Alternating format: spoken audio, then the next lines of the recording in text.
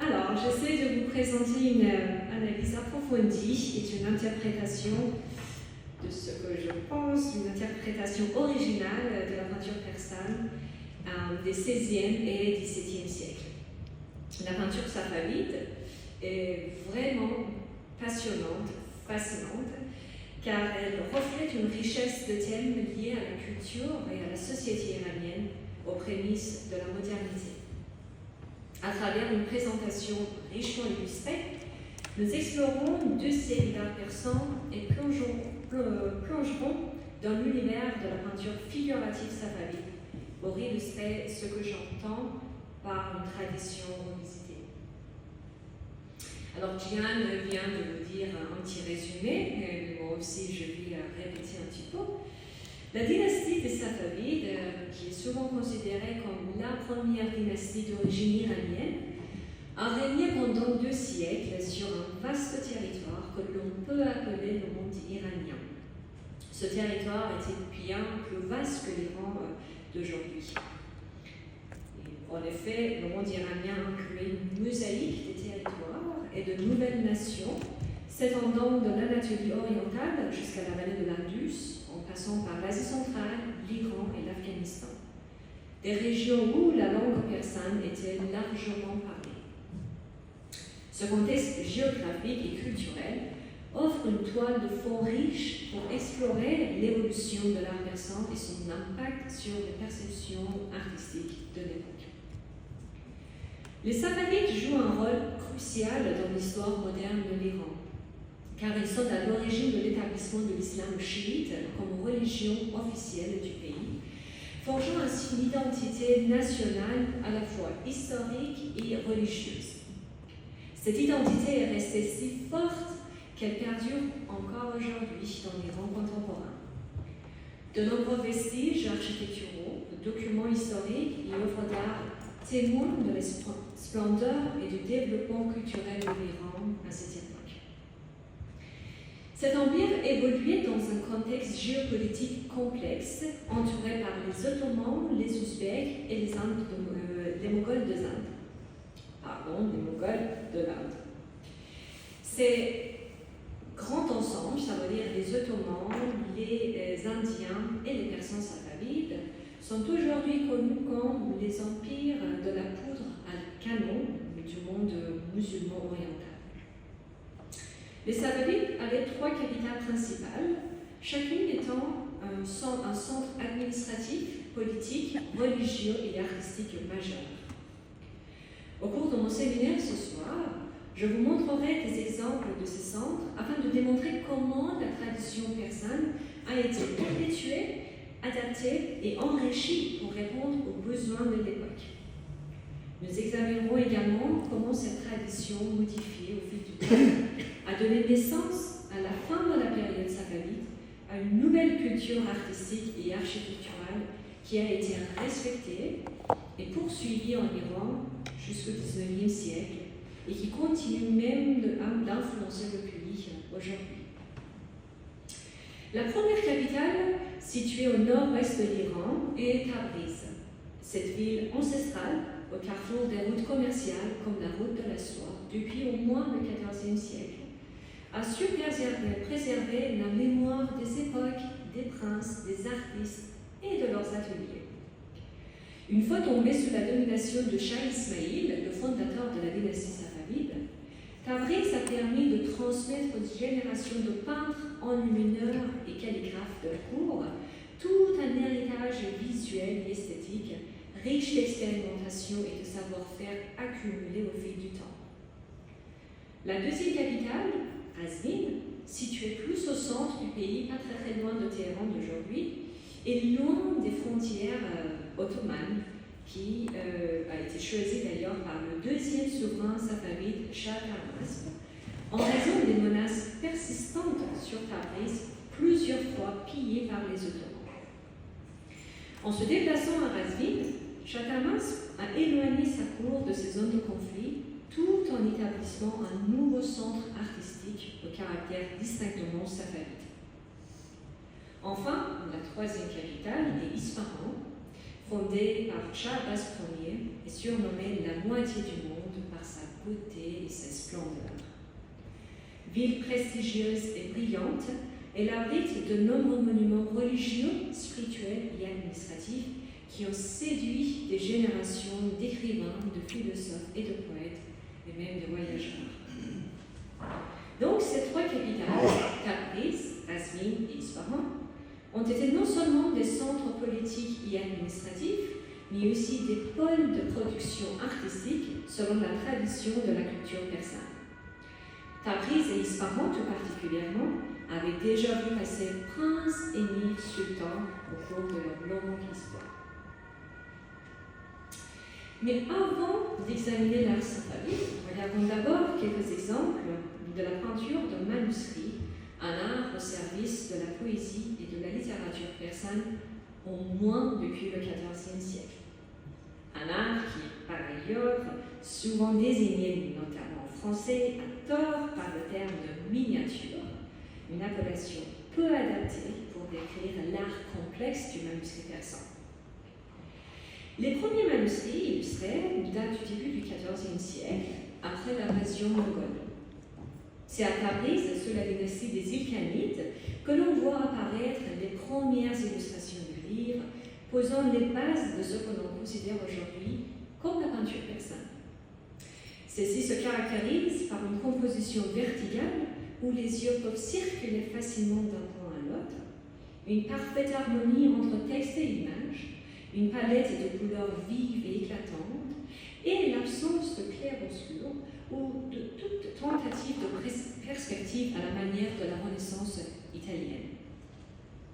À la fin du XVe siècle, les maîtres peintres et calligraphes persans avaient déjà atteint une remarquable maîtrise des proportions spatiales, de l'harmonie des couleurs et de l'ambiance ludérique, donnant naissance à des œuvres d'art d'une grande délicatesse et d'une sophistication inégalée.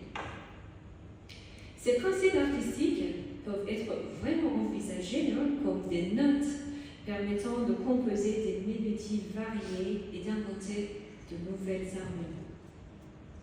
À la fin du XVe siècle, dans la ville de Herat, située dans l'actuel Afghanistan, un maître tel que Kamaluddin Behzad a réinvesti cet héritage esthétique et ce savoir-faire ancestral en y ajoutant de nouvelles dimensions poétiques, de composition architecturale plus complexes et même des nuances de couleurs inédites comme l'ocre par exemple, jusqu'alors rarement utilisé.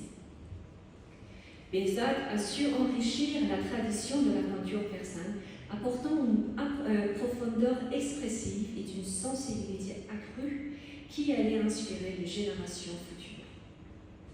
Grâce à ces innovations, l'art du manuscrit persan s'est transformé, devenant à la fois un hommage au passé et une vision singulière, reflétant un monde en pleine évolution spirituelle mais aussi géopolitique. Lorsque les Safavides s'installèrent à Tabriz, ils employèrent cet ensemble de savoir-faire et cette conscience artistique héritée pour créer certains des plus grands chefs-d'œuvre de l'art persan. L'exemple le plus éminent en est sans doute le Shahnameh, au livre des rois, copié pour Shah Tahmasp. Ce manuscrit somptueux, contenant 258 illustrations, réparties sur des folios de 30 sur 20 cm à peu près, était paré de feuilles d'or, d'argent et de lapis lazuli. Considéré même à son époque, d'ailleurs comme aujourd'hui, comme une galerie portable, ce livre incarnait l'essence même de la peinture persane, au point de devenir une sorte de carte d'identité artistique pour la culture persane et safavide. À l'issue de son achèvement, le Shahnameh fut envoyé comme un prestigieux cadeau diplomatique à la cour du sultan Sélim II à l'issue de son intronisation. Ce geste soulignait non seulement la valeur artistique du manuscrit, mais également son rôle en tant que symbole de la grandeur culturelle et politique des Safavides.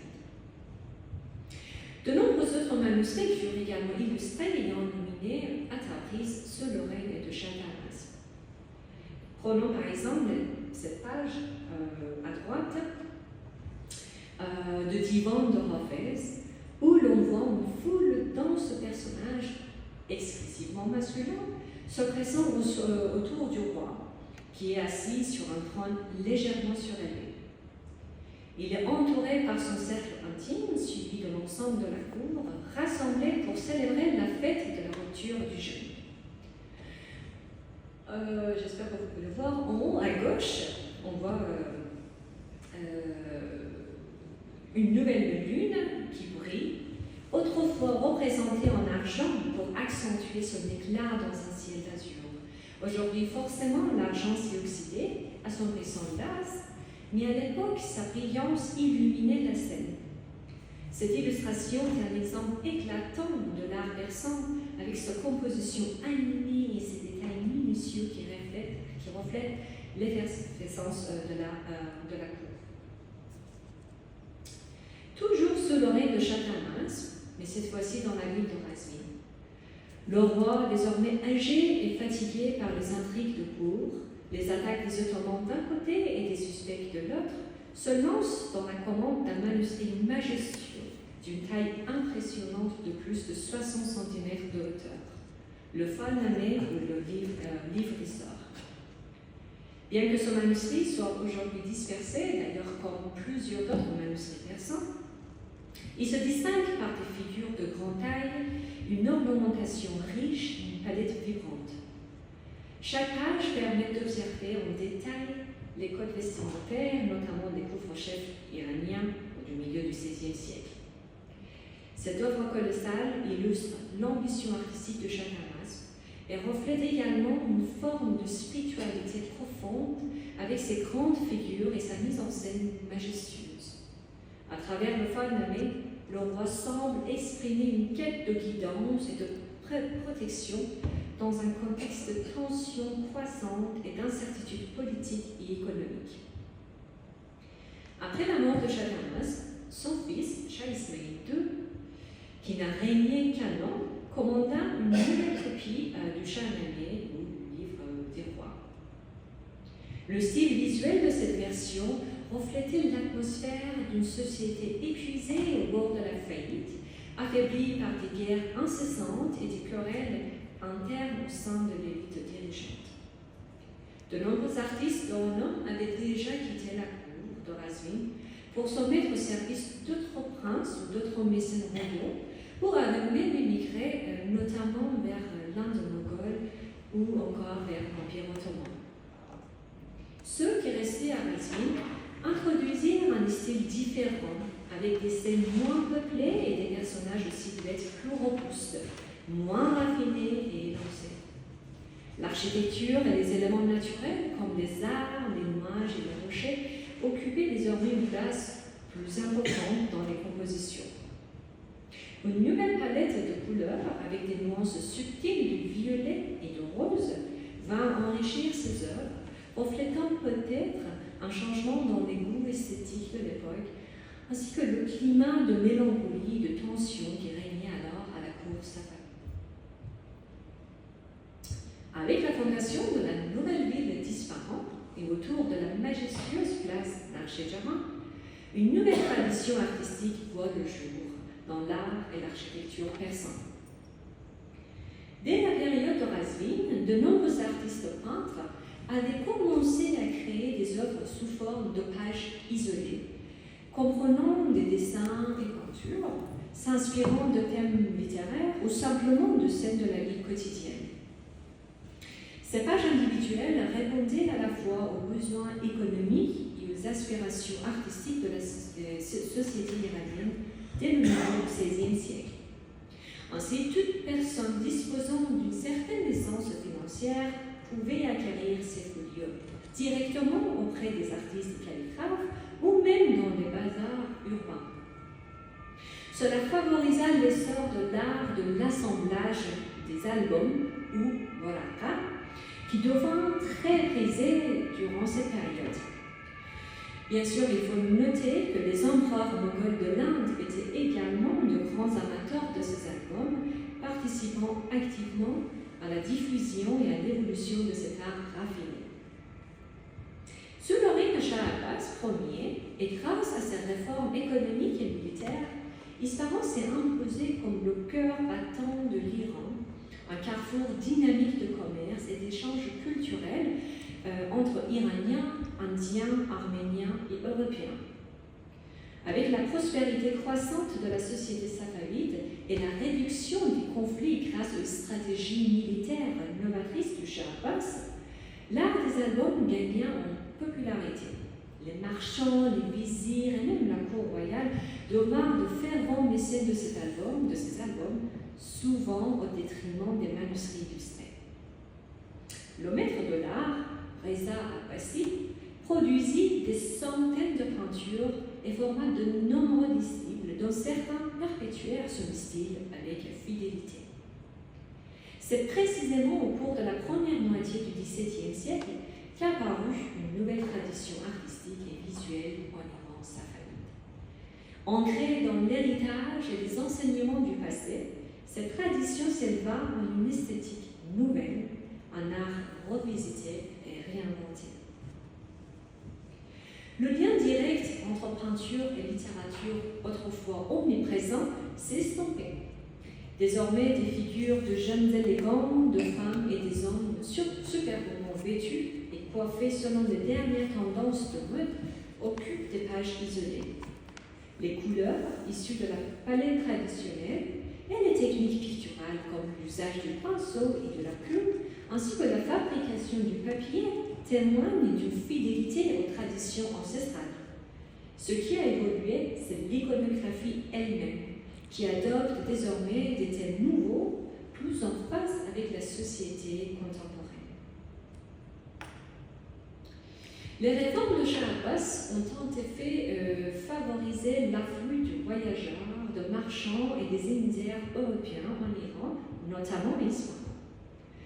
Leur présence physique s'accompagne de l'introduction de produits culturels occidentaux tels que gravures, montres à gousset, manuscrits, miroirs, horloges et textiles, comme souvent mentionné dans les sources écrites persanes et européennes du XVIIe siècle. La peinture persane emporte aussi des traces forcément.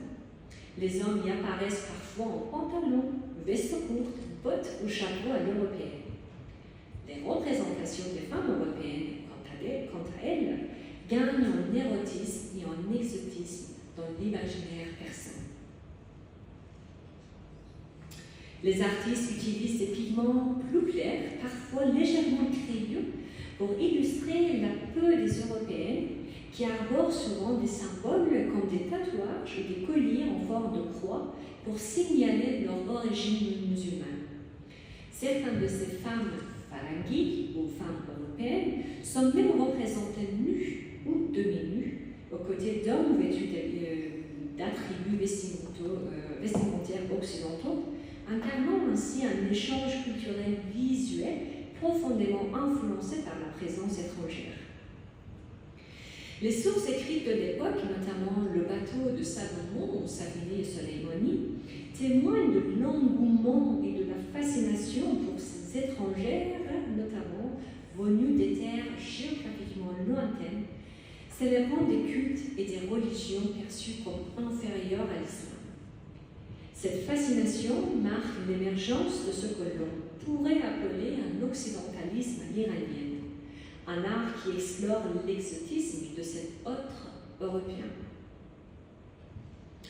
Cependant, toutes les femmes phalangiques ou européennes ne sont pas présentées comme des courtisanes ou, érotisées. La peinture safavide s'est aussi puisée dans l'iconographie occidentale et chrétienne, une source d'inspiration enrichissante. L'histoire de Suzanne et des vieillards en est un exemple marquant, révélant à la fois l'ambiance artistique et culturelle de l'Iran safavide au XVIIe siècle et illustrant ce concept de tradition revisitée. Comme vous le savez probablement, cette histoire biblique, l'histoire de Suzanne, célèbre la chasteté et l'innocence de Suzanne, une jeune femme gracieuse et fidèle à son mari. Alors qu'elle se baignait dans son jardin, elle est surprise par deux vieillards aux intentions malveillantes.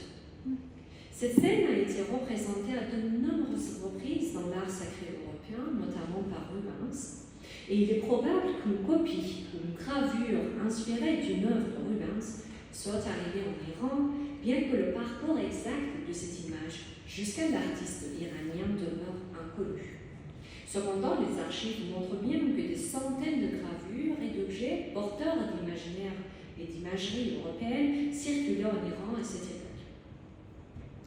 Ce qui mérite toutefois d'être vraiment souligné, ce sont les modifications profondes opérées par l'artiste iranien. En s'inspirant des personnages principaux de l'histoire de Suzanne, l'artiste transforme radicalement l'arrière-plan. Au lieu de représenter une cour ornée de marches et d'une petite fontaine, il place le personnage dans un paysage naturel, près d'une source et d'une cascade qui s'écoule d'un rocher au pied d'un arbre. Cette composition rappelle davantage une scène de Ramsay au quintet de Nizami, dans une copie réalisée pour Chatamas au milieu du XVIe siècle, témoignant ainsi de la manière dont l'art safavide s'approprie et adapte des éléments occidentaux à ses propres traditions esthétiques. Dans la littérature persane, de nombreuses scènes représentent des femmes ou de fées se baignant. L'une des plus célèbres et populaires est l'histoire du bain de Shirin, une princesse arménienne amoureuse du roi sassanide Khosrow Parviz. Ce dernier, charmé par le portrait de Shirin, décide de se rendre en Arménie pour la rencontrer, ignorant qu'elle-même se dirigeait déjà vers Ctesiphon pour le rejoindre. En chemin, Shirin décide de se baigner dans un lac isolé, loin des regards. Elle ignore que Khosrow, empruntant la même route, l'observe en secret, caché derrière un arbre. Cette scène, racontée pour la première fois au XIIe siècle dans le Ramsay ou quintet de Nizami, est devenue l'une des représentations emblématiques du bain d'une femme nue dans la culture et la littérature persane. Donc, pour un artiste iranien, la scène biblique de Suzanne le bain pouvait être interprétée comme une nouvelle variation de l'histoire ancestrale de Shirin. Ainsi, la figure de Suzanne, dans ce contexte persan, s'adapte et se transforme en nouvelle Shirin. Cette nouvelle interprétation persiste jusqu'à la fin du XIXe siècle. Shirin est souvent représentée non pas dans un lac désormais, mais entourée des rochers et des arbres, mais aussi assise sur un rocher, une chaise, les jambes repliées comme Suzanne. Donc, l'histoire de Shirin remonte au XIIe siècle. La technique artistique au XIVe, XVe siècle, tandis que l'iconographie, elle, évolue au XVIIe siècle. Cette transformation est également notable dans les représentations persanes des femmes bibliques de manière beaucoup plus générale. Vous savez, les récits bibliques étaient vraiment très connus dans le monde musulman, plusieurs d'entre eux ayant déjà été repris dans le Coran. De nombreux poètes et écrivains ont utilisé ces histoires pour transmettre des messages spirituels, moraux et éthiques dans leurs textes. Les premières illustrations de ces récits bibliques apparaissent dès le début du XIVe siècle, notamment dans des exemplaires de célèbres ouvrages comme l'Histoire universelle de Rachid Eddin Fazlala ou la Chronique des nations anciennes de Biruni. Des scènes d'annonciation en particulier sont très courantes, représentant souvent la Vierge Marie recevant le message divin. Cependant, à la fin du XVIIe siècle, l'iconographie biblique dans l'art persan subit une transformation marquée par l'introduction de nouvelles figures jusqu'à l'après absente. Par exemple, Élisabeth, la mère de Jean le Baptiste, apparaît dans une scène inédite où Marie, habituellement représentée assise, passive et recevant le message divin, devient l'annonceuse elle-même auprès d'une autre femme. Cette évolution iconographique traduit peut-être un enrichissement des thèmes religieux dans l'art persan, mais surtout une adaptation qui réinvente et intègre des éléments de l'imaginaire occidental dans le contexte culturel iranien. Dans la peinture de la fin de l'époque safavide, les représentations de la Vierge Marie deviennent plus fréquentes, révélant des influences à la fois artistiques et sociales propres à la version iranienne de ces scènes, tout en essayant de tout mettre en œuvre pour souligner la grandeur spirituelle et psychique de la Vierge. Regardons par exemple cet exemple, illustrant le retour de la fuite en Égypte. Dans la version occidentale, Marie, Joseph et l'enfant Jésus forment une composition triangulaire renforcée par un palmier robuste en arrière-plan, notamment derrière Jésus. Dans la version safavide, cependant, l'accent sur le triangle est atténué en raison de la stature imposante de la Vierge et de la position du palmier derrière elle. Si dans la version occidentale, Jésus est le centre d'attention, ici c'est Marie qui occupe une place primordiale. Il est habillé d'une robe rose pâle dont le contraste avec l'écharpe bleue capte immédiatement le regard. Cet intérêt pour la figure de la Vierge se retrouve dans de nombreuses autres œuvres illustrant des récits bibliques. Dans ces représentations, l'accent semble davantage mis sur la maternité et le rôle de la mère plutôt que sur les épisodes de la vie de Jésus.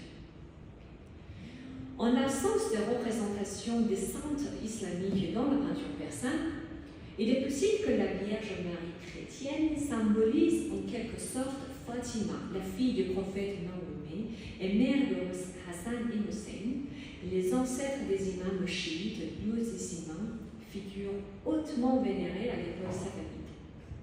Fatima, tout comme la Vierge, probablement plus qu'elle, est vue comme vertueuse, mais elle ne peut pas être représentée dans un contexte islamique en Iran. Ainsi, la figure de Marie pourrait incarner Fatima par une transposition de sens et une fusion de thèmes similaires. Cette figure archétypale de la mère, englobant à la fois la mère de Jésus et celle des imams chiites, pourrait également évoquer l'image de la reine-mère, notamment celle du Shah Suleiman, le 8e roi safavide, qui était en fait, sa mère était une figure influente, aimée et puissante. Le sceau de la reine-mère, visible sur de nombreux bafs ou donations pieuses qu'elle a offerts à divers sanctuaires et mausolées, porte en effet le nom de Fatima. Bien que peu d'informations détaillées existent sur cette reine-mère, on sait que le roi lui vouait un respect extrême, la considérant comme bien plus qu'une simple conseillère.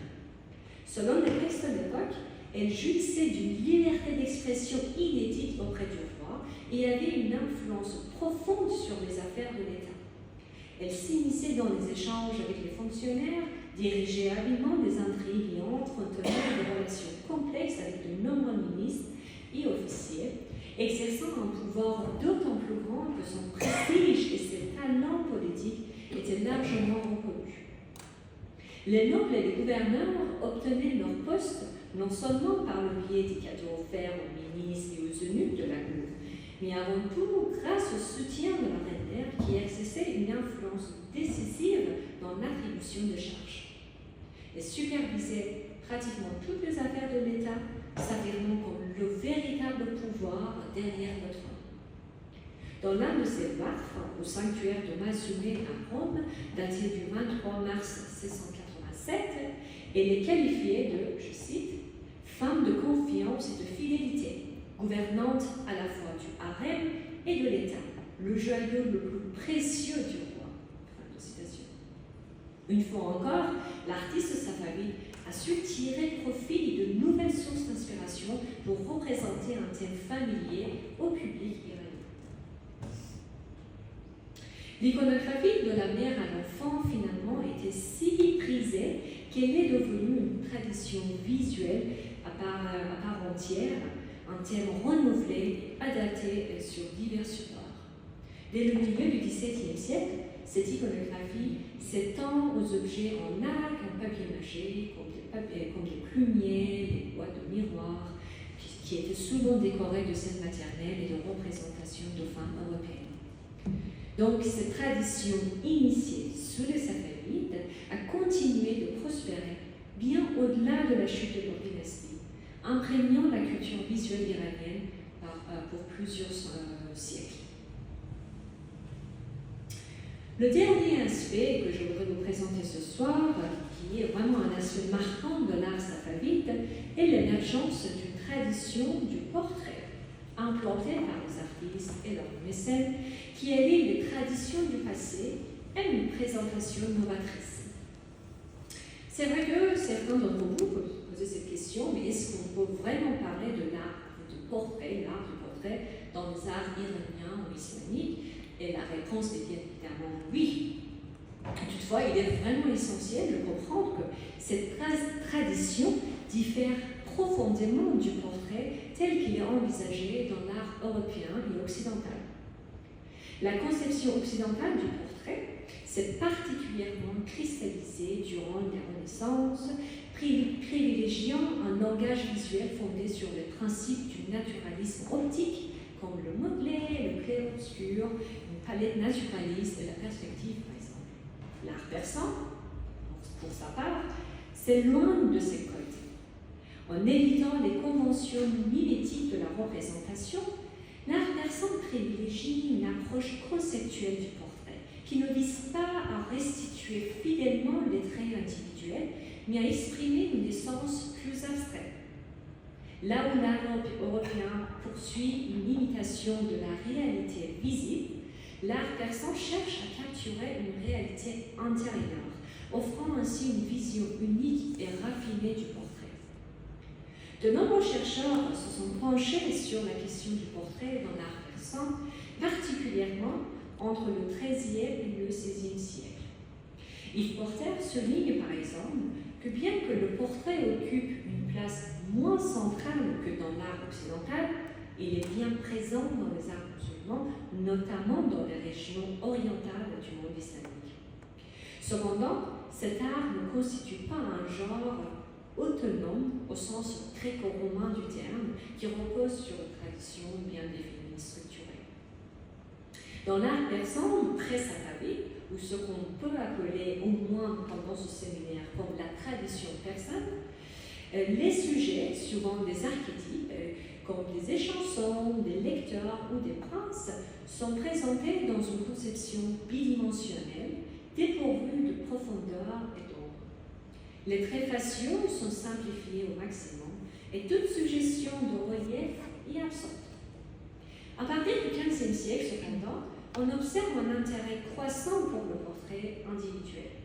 Ainsi, des figures très célèbres comme Sultan Hussein Baykara, dernier roi timoride, ou son grand vizir Mir al-Mushir Namayi apparaissent dans différents contextes.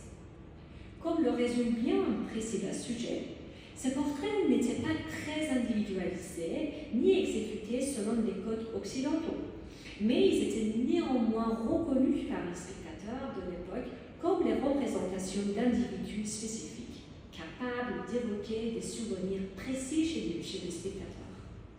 Dans l'art persan, le contexte dans lequel le personnage est placé ou l'action qu'il accomplit fournissent des indices extérieurs pour faciliter l'identification de l'image.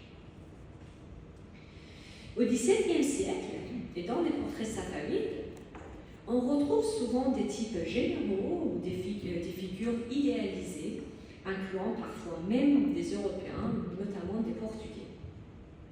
Beaucoup de ces portraits représentent des visages sans individualité marquée.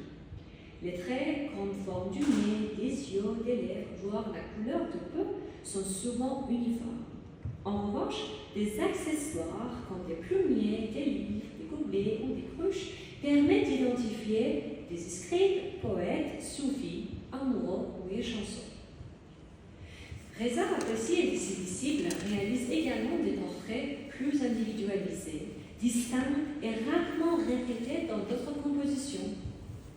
Parfois, une inscription complète cette individualisation en nommant le modèle ou en précisant sa profession. Bien qu'en représentant des individus identifiables, ces portraits demeurent fidèles à l'esthétique traditionnelle persane, caractérisée par une composition bidimensionnelle et une absence marquée de perspective et d'effet d'ombre. Un exemple vraiment notable est le portrait d'une élite safavide, Nashri daté de 1630 et signé par César Pessi. Bien que l'artiste n'emploie ni ombre ni clair-obscur, il parvint à rendre avec finesse le visage émacié, ridé et sombre de l'archer, avec son nez long et pointu.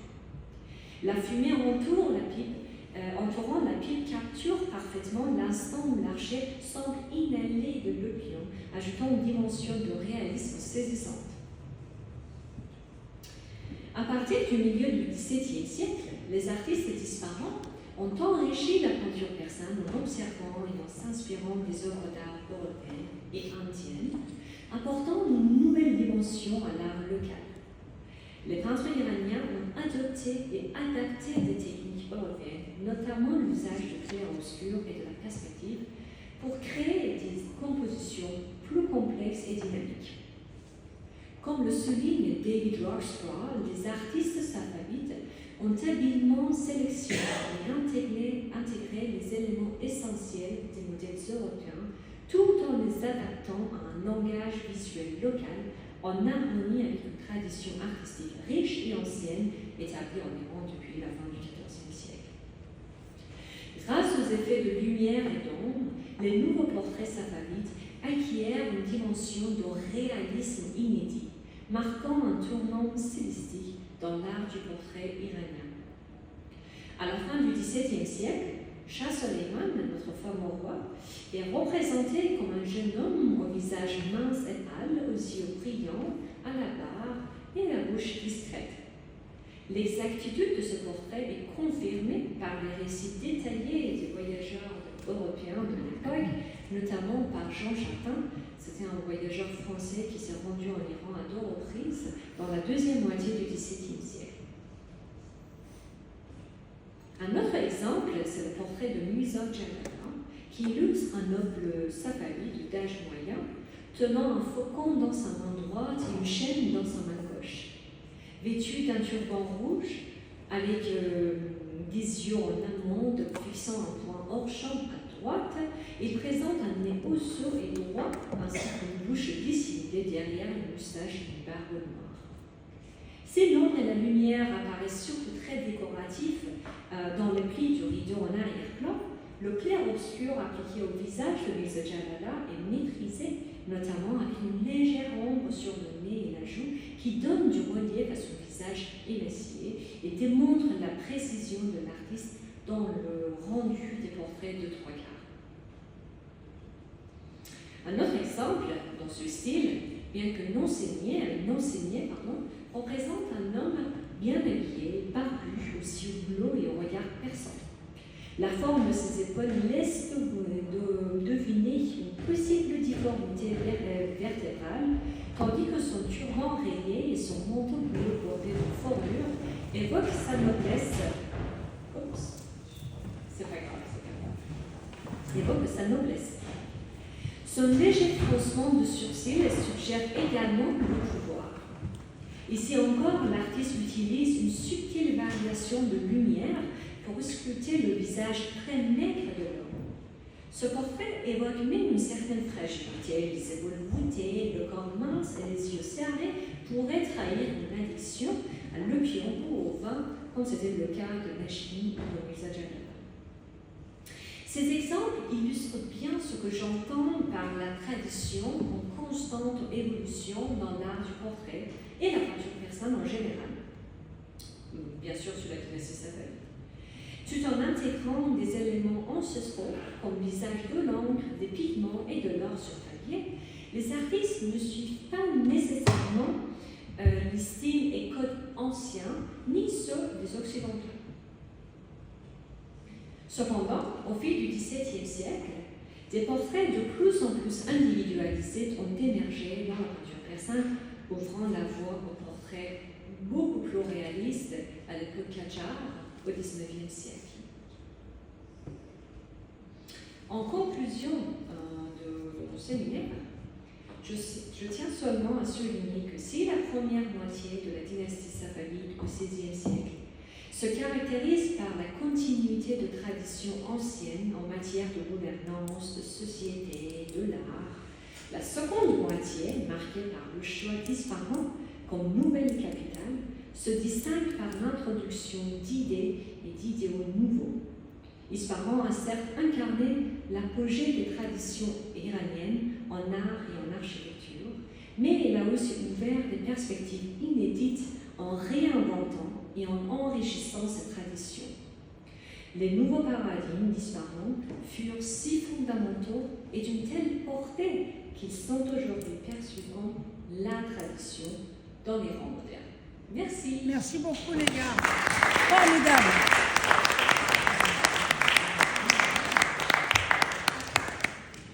Alors, est-ce que vous allez avoir besoin d'un micro pour poser des questions? Moi, j'entends bien et je peux le répéter. Oui. Alors, voilà, s'il y a des questions. Alors, plus haut. Merci beaucoup pour votre super présentation. C'est d'un raffinement total, je ne connaissais pas tout ça. Et j'ai deux questions. Est-ce qu'il y a eu des relations entre l'Italie du Quattrocento et l'Iran, et vice-versa? Et deuxième question, il y a souvent, quelle est l'influence, est-ce qu'il y a eu l'influence de l'art indien sur l'art Bien sûr. Et les yeux bridés, c'est aussi le côté asiatique qui influence. Voilà mes deux questions. Merci.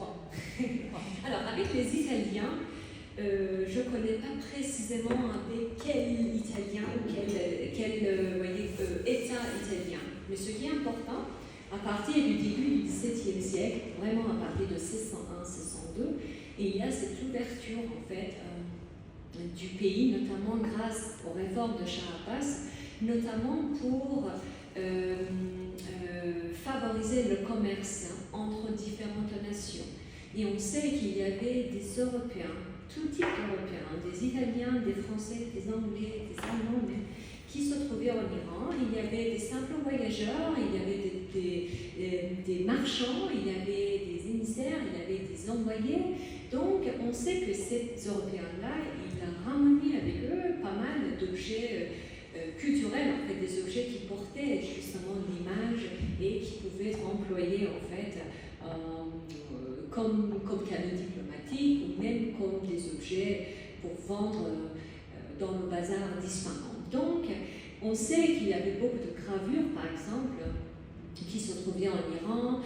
Comment on le sait? C'est parce qu'il y a des traces écrites, mais c'est surtout parce qu'il y a pas mal de représentations des figures occidentales et chrétiennes dans la peinture persane de cette époque-là. Il y a des historiens qui travaillent vraiment sur chaque nation européenne et leurs représentants en Iran. Je connais le tout, mais peut-être pas un état particulier ou famille particulière, par exemple italienne. Pour la deuxième question, l'Inde moghole, on parle de l'Inde moghole, vous voyez, c'est l'Inde des musulmans en fait.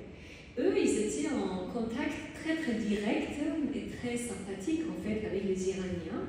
Et il y avait effectivement des artistes, des envoyés, des marchands indiens qui se trouvaient en Iran et les Iraniens qui allaient en fait en Inde. Et là aussi, on pense qu'à partir du mi-XVIIe siècle, il y avait vraiment une sorte d'école de peinture qui était fortement inspirée de l'art indien, notamment d'iconographie, vous voyez, la peinture des fleurs et faunes, ça c'était vraiment très inspiré par les Indiens. Là, dans la peinture que je vous ai montrée, peut-être les peintures comme par exemple le portrait, vous voyez ici, on voit une sorte d'aura autour de la tête de chat. Ça, c'est possiblement une inspiration des portraits de Jahangir ou Shah Jahan, qui eux aussi sont souvent représentés avec cette flamme divine en fait autour de leur tête. Donc à cette époque-là, vraiment, c'était une époque très hybride, hein, c'était vraiment une sorte. En fait, c'était comme si, on peut imaginer comme si les artistes iraniens, ils étaient là, ils avaient déjà une source en fait très profonde de leur tradition à eux, mais ils étaient aussi ouverts à toute inspiration européenne, arménienne et indienne, et à la fin, ils créent quelque chose de complètement hybride, une sorte d'art éclectique finalement, mais qui appartenait vraiment comment dire, à la culture persane. Oui. Il n'y a pas eu des problèmes avec le clergé, premièrement, ça avait Oui. En fait, le clergé chiite, notamment, ils ont pris beaucoup de pouvoir à partir de 1670 à peu près. Et avant, c'était surtout la personne du roi qui était vue comme sorte d'arbitre, notamment à l'époque de Charles Ier, au début en fait, du XVIIe siècle. Plus en plus, le clergé prend effectivement le pouvoir, mais vraiment le pouvoir extrême, c'est vraiment à partir de 1694, après la mort en fait, de Shah Soliman. Déjà à cette époque, on voit qu'il y a la formation beaucoup plus sérieuse en fait des pensées chiites, vous voyez, la récitation et l'écrit en fait, l'écriture de l'histoire chiite. Mais c'est vraiment après la mort de Shah Soliman et notamment pendant la période du dernier roi Shah Sultan Hussein qu'on voit effectivement des clergés qui prennent vraiment beaucoup de pouvoir. Ce qui est très intéressant, c'est qu'on a les clergés à l'extérieur, dans la cour, à l'extérieur du sérail, et à l'intérieur, on a la reine-mère, et en fait une sorte d'état caché, dans l'ombre, qui était fait par la reine-mère, les femmes préférées du roi, ainsi que des eunuques. Donc tout est vraiment très... On ne peut pas dire qui avait le pouvoir absolu finalement, c'était vraiment un mélange de différents discours, si vous voulez. Oui. Madame, votre conférence était fantastique, je dirais, ces images étaient belles, mais je suis resté sur ma faim par rapport à la dernière photo qui n'a pas eu de commentaire. On a parlé d'influence occidentale. Est-ce qu'il n'y aura pas une influence chinoise due au, je dirais, aux routes de la soie, etc. Je crois voir un dragon, mais oui, c'est un dragon. on a pas fait de commentaire. J'ai une deuxième question, c'est quelle est l'explication? Et en bas, est-ce que c'est de la menuiserie? Est-ce que c'est de la peinture? Est-ce que c'est un dôme d'une... Oui, c'est le Muqarnas, Voilà. de la mosquée du Shah d'Isfahan. Absolument, c'est la plus belle. Et là, le dragon, vous voyez, bon, le dragon, effectivement, on connaît le dragon qui est lié à la culture chinoise, mais vous savez, dans la littérature épique persane, même dans la littérature tout court, non, il y avait toujours des héros qui combattaient des dragons ou des forces surnaturelles. Donc, c'est pas forcément une inspiration chinoise, d'autant plus qu'il y avait pas mal vous voyez, de représentations des dragons et des animaux fantastiques en termes généraux dans la peinture persane depuis le XIVe siècle. C'est parce que Monique avait aussi demandé pour la question des yeux bridés. Et bon, pour la peinture persane, comme je vous ai montré au XIVe siècle, c'est vraiment à partir de ce qu'on connaît aujourd'hui comme la peinture de manuscrit. Hein, ça date de l'époque mongole, après l'invasion de Genghis Khan, et justement la fondation de la dynastie ilkhanite qui était en lien étroit avec leurs cousins en Chine, avec la dynastie Yuan. Alors il y avait pas mal de peintures et des dessins en encre chinois qui venaient en Iran, et effectivement il y avait certaines inspirations. Mais la question des yeux bridés, c'est pas forcément lié avec les Chinois, hein, avec les Asiatiques, parce qu'on avait déjà au 10e, jusqu'au même 14e, avant l'arrivée des Mongols, on avait pas mal des personnages justement avec des yeux très bridés, des bajoux très très lourds, qui sont typiquement les Turcs d'Asie centrale, parce que c'était eux qui régnaient en fait sur le monde iranien, ils sont descendus, vous voyez, des steppes d'Asie centrale. Donc ça a été considéré comme beau, en fait, à la fois dans la littérature persane, mais forcément dans la représentation visuelle, et ce beau visage rond avec les yeux bridés, les sourcils attachés, ça restait toujours comme quelque chose de vraiment esthétiquement agréable et apprécié dans la peinture persane, et ça a continué jusqu'à cette époque-là. Vous voyez, quand on voit ces images-là, ce sont des vrais portraits, mais effectivement, là, ici, ce qu'on voit à droite, ça c'est des types, vous voyez. Alors, bien sûr, c'est des yeux privés, mais j'arrive pas vraiment à les identifier ni avec les Turcs d'Asie centrale, ni avec les Chinois. Ça, c'était vraiment un type considéré comme beau dans la peinture persane, tout simplement. Oui. Actuellement, en Iran, ils nient toute cette culture? Pas du tout. Non. Pas du tout. D'ailleurs, moi, ici, j'ai pas. Ah non, pas du tout, en fait. La culture, comme je vous ai dit, avec un grand C, de l'époque safavide, c'est vraiment la base d'énormément d'aspects à la fois culturels mais sociétals, en fait, en Iran aujourd'hui. Là, j'ai pas mis ici l'image, mais dans le résumé que j'ai envoyé à l'association, je pense que c'est l'une des peut-être première ou deuxième images. On voit une femme nue en train de se baigner. Ça, c'est ma photo, la photo que j'ai prise en fait des murs extérieurs du palais de Chelsea-Toum, 40 colonnes, qui est visible, qui est un musée et que les gens peuvent aller visiter. Pas du tout cette culture, en fait. Énormément de choses inventées et développées à l'époque safavide sont bel et bien présentes dans la vie quotidienne, à la fois de la société, mais aussi dans la diplomatie ou la politique en fait, de l'Iran. C'est très très vibrant. Vous voyez, les Iraniens vivent franchement avec leur passé littéraire et culturel, très sérieusement. Et ce raffinement, comment on l'explique? Ce raffinement que je sens. C'est quelque chose, je sais pas. En fait, c'est la continuité. Vous voyez, la langue persane qu'on parle, c'est la même langue du Xe siècle, en fait. C'est toujours la même chose. Du coup, c'est beaucoup plus facile de lire, de comprendre. Et là, c'est la présence permanente, en fait, de cette littérature dans notre vie. Je dis toujours à mes étudiants, mon père, que malheureusement j'ai perdu, chaque fois qu'il voulait me donner des conseils, au lieu de me parler normalement, il me citait la poésie de Saadi ou de Rumi. Au lieu de me parler directement, c'était par le biais de ces poésies-là qu'il voulait me donner des conseils, de me parler de certains concepts. Donc je pense que ce n'était pas un cas isolé.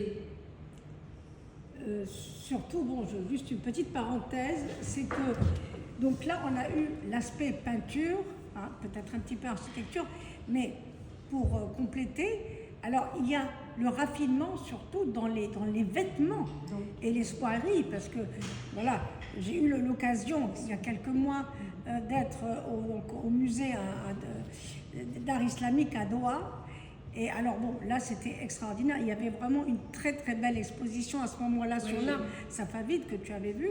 Et là on voyait vraiment des vêtements, mais alors d'un raffinement aussi bien pour les hommes que pour les femmes. Oui.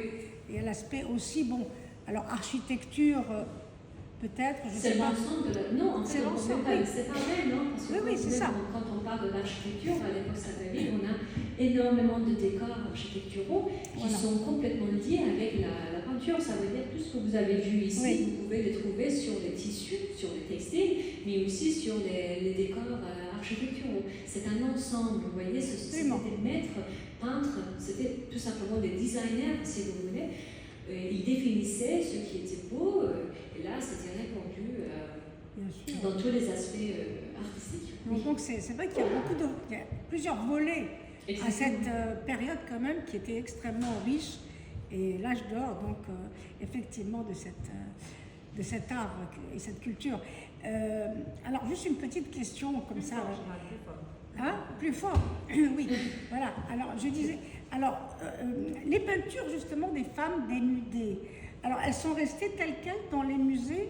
Parce que là tu nous as montré quand même quelques petites choses très dénudées, très beau mais très dénudées. En fait, ils sont aujourd'hui. Je ne sais pas si vous avez vu les notes, elles ne sont pas en Iran. Ah oui, j'ai vu. Une grande partie, vous voyez, quand je parlais de l'art de l'album, vous savez, les albums sont vraiment les albums, quoi. Et là où on ramasse les morceaux calligraphiques et les morceaux de peinture, à la fois en Iran, mais aussi en Inde. Il y avait même des albums qu'on appelle aujourd'hui les albums indo-persans, ça veut dire qu'il y avait des pages indiennes à côté des pages persanes. Et là, en fait, ces objets-là étaient fortement appréciés dans le marché de l'art européen dès la fin du XIXe siècle et notamment au XXe siècle. Une certaine partie de ces albums ont été offertes en fait notamment aux élites russes, vous voyez, aux diplomates russes tout au long du XIXe siècle pour différentes raisons, mais un plus grand nombre ont été sortis en Iran et qui ont été démembrés. C'est exactement ce qui se passe pour les manuscrits illustrés. En fait, afin de les vendre plus cher, afin de gagner plus d'argent, on démembrait les manuscrits et les albums et on les vendait. Du coup, une grande partie de ces œuvres, par exemple là, ici, ce qu'on appelle, ça peut être une Vénus, mais je l'appelle encore chérie. Là, c'est à Saint-Pétersbourg. Là, ici, je pense que là, cette peinture avec le dragon, c'est à British Museum. Là, la peinture que vous voyez ici, c'est une peinture murale de 5 sur 6 mètres à peu près, qui est à Ispahan, dans le palais de Chelsea. Là, c'est une vue sur le masjid, la mosquée de Shah à Ispahan, autour de la grande. On voit d'ailleurs au fond, là, je ne sais pas comment je peux le. Ah oui. Ici, c'est la place royale, ce qu'on appelle la place de Narj-e-Jahan, l'image du monde. Donc en fait, une très très grande partie des peintures, même des tissus, des objets métalliques, des poteries, tout ce que vous pouvez imaginer, une grande partie ont été retirés de l'Iran et là ils sont un peu partout dans les grands musées, mais aussi dans les collections privées. Au musée Ariana, par exemple, ici, on a pas mal de céramiques qui ne sont pas forcément en display, si vous voulez, en exposition, mais dans les archives, comme on est dans la réserve du musée, on a pas mal des céramiques de l'époque safavid. Oui, des très belles choses. À l'Ariana, effectivement. Oui. Ça, c'est très joli. Aussi, une autre question. J'étais à Téhéran en 1990 et je suis allée voir le musée des bijoux. Oui, ça c'est le musée des bijoux royaux. Oui. Et là, effectivement, ça par contre, c'est plutôt du 19e et 20e siècle. Il n'y a pas grand-chose en fait de l'époque très moderne. Alors, j'avais une toute dernière question qui est un petit peu peut-être hors de sujet aujourd'hui. Mais alors, la représentation de la forme humaine, donc dans l'islam, qui n'est pas interdite dans l'islam. Qui n'est pas interdite dans votre islam. Et donc, mais ça va jusqu'à la représentation du prophète aussi. Aussi, oui. Surtout dans le monde iranien. Ce n'était pas le sujet aujourd'hui. Non, je sais. Mais c'était parce que, comme j'ai vu évidemment beaucoup de choses, et à un moment donné, on voit Jésus, etc.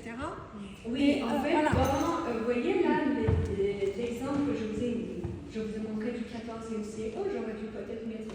Vous voyez ici l'histoire universelle de Rachidi, là à droite. Oui. Ça, c'était en fait un très très grand volume écrit et après reproduit sur plusieurs copies et illustré dans la ville de Tabriz.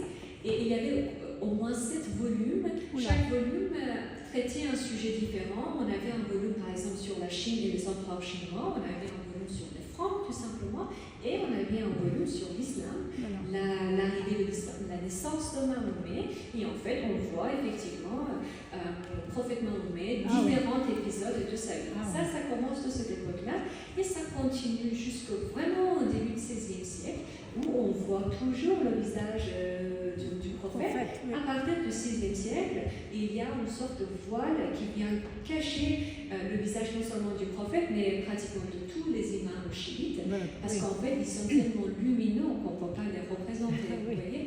Mais ça n'a rien à voir, notamment dans le monde chiite, c'est très important. Le contexte, monsieur professeur Izik va vous parler encore plus, mais le monde chiite traite complètement différemment en fait ce genre de questions par rapport notamment aux Ottomans, mais en fait en Iran, on avait.